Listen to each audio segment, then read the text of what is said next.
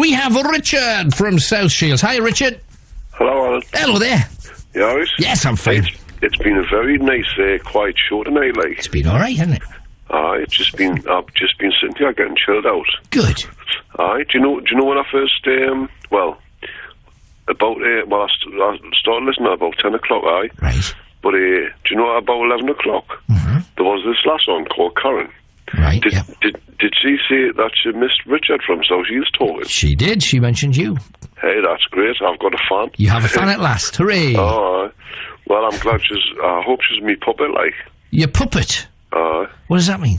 Because I want to be the puppeteer. Oh, I see. Do you know what I mean? Because I know where I put my hand. Oh. Well, on her strings, I presume. Probably. Right. I've been writing some things down, right? Okay.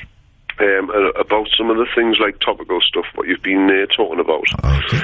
And this is what I wrote down, right? So try not to stop us, right? Okay, go on then. Right. Bad TV news has a bad psychological effect on your well-being. The chemical for stress and sleep deprivation is triggered when cruelty or sick-deprived images are shown. So a bad induced feeling occurs. So noting the fact is paramount to your psychological well-being. A most potent chemical known as, for men, pheromone, and for women, testosterone, is known to release happiness, so bad chemicals should be overridden. Right? And if that's the case, why is it that all of these things are like bad for your mental state, or you get a really bad feeling of well-being when you get told something nasty? And either it be through telephone conversation, radio, TV, or anything like that. Whereas, like, all of these other things, like chemicals and stuff, what go into your brain, like testosterone and pheromones and stuff, can release all of these things like happiness. Because I haven't got a clue. Do you know what I mean? Right. And I don't think everybody else has neither. Like, do you know if you're sitting in good company and you've got like a really nice conversation going, it can just be really, really calming and nice. Right. And you feel, basically chilled out. Do you know what I mean? Right. And then something nasty is said, and then everybody jumps to the point in which they start to feel angry and stuff like that. Well, I've actually found a way how to deal with it, right? Right. Because, like, anger management's a really hard thing to do. Because I've been listening to these things about school children and that on the TV and stuff. Right. Like, they've got families where the mum and the father have been, like, fighting, and they've been having arguments, and it stops the kids from doing things like homework and stuff, and has a bad effect on them. Do you know what I mean? Yeah, kind of. And what it is, right, I think, well, everybody's had that, but it's only just been highlighted on the television just as, like, now. But I feel really upset for all of these kids and stuff as well, because they should have some sort of release, like, from all of these things that have got, because it's a really bad thing to have parents that are really violent in the household, you know what I mean? Yeah, but how do you stop it, though? Because most kids who have violent parents won't even tell their mates, because it's embarrassing, isn't it? Well, I think that's the case, where it's now been highlighted, you know what I mean? And in these words, what I said, and I've wrote down, I say is like, for psychological effect on your well-being, you have to highlight the fact that it's a problem, do you know what I mean? So with this being a problem, and it's been highlighted, that it has a psychological effect on you, which is long-lasting, and you have to get some sort of, like, help of a counsellor or something. Yeah, but once again, if your parents are doing that and you're not telling anybody, how are you going to get a counsellor involved? Well, because, let's face it, if you go to school and say, this is happening at home, then you've got to go home and face your parents, knowing that there's somebody going to knock on the door and say, you've been doing this. Then they'll say, no, we haven't. Yeah. And then they'll leave the bin there for the next fortnight, because in most cases they'll not pull a child out unless they've got absolute proof, and then the bin gets another battering again for, don't ever do that again, you know. No, but the information that I've been given is that they're going to go around schools and stuff, and they're going to have like a drop-in session where they're going to have like the kids go in and like whether they be under the age of 10 or over the age of 10 to 16 or even older than that. You know what I mean? Well, you think they will tell on their parents to a stranger? Well, it's not. It's going to be confidential. It's not going to be. Well, I'm sure it is. But would they do it? Would they do it? Is the question. I don't know. Would you dob on your parents to a stranger? Well, I'm old enough to realise something different. You know what I mean? Yeah, but for a 10-year-old, how freaky would that be? If I was younger, I think that I would be like telling on them, like shopping them, like crossing them, sort of thing, and it could like go down a really bad, serious path where they could end up in court and stuff.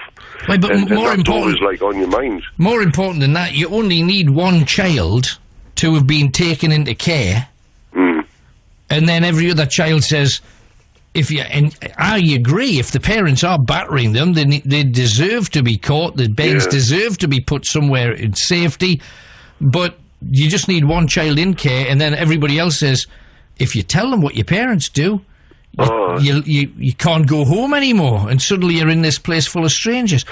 That's pretty scary too. Yeah, well, they weren't being as serious as that, but what they were trying to say that on, like, when you've got, like, families where the mother and the father are fighting, and the woman either gets beat up or the man gets beat up, and it has a really bad effect on the children, and they become the abusers, do you know, in later life. And they say that they have to put a stop to this. Now, it's all, like, basically what psychologists and stuff brings about, and they're going to try to stop it. But, I mean, if something like that is being highlighted on the television, which is the best thing, because if you don't know the problem and you don't know it exists, how are you supposed to stop it? Do you know what I mean? That's the good point.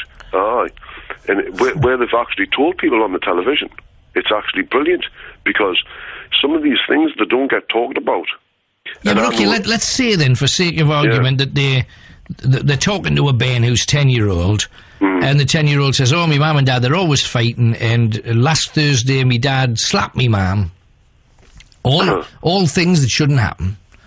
And, okay, so the counsellor, in confidence, writes this down. She's going to visit the parents, isn't she?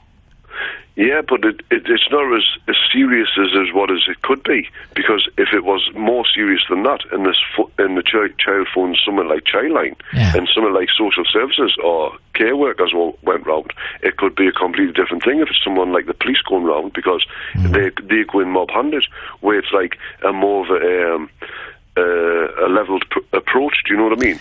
Well, maybe, but it's just that the first thing that the family's going to do is deny it, just from an embarrassment point of view, in most cases. So therefore, then nothing will be done. Therefore, the very next thing that will happen is both parents will sit down and say, why did you say that, you stupid little... And if they're abusive parents... Yeah, that's the potential, isn't it? Well, that's what makes it so complicated to deal with.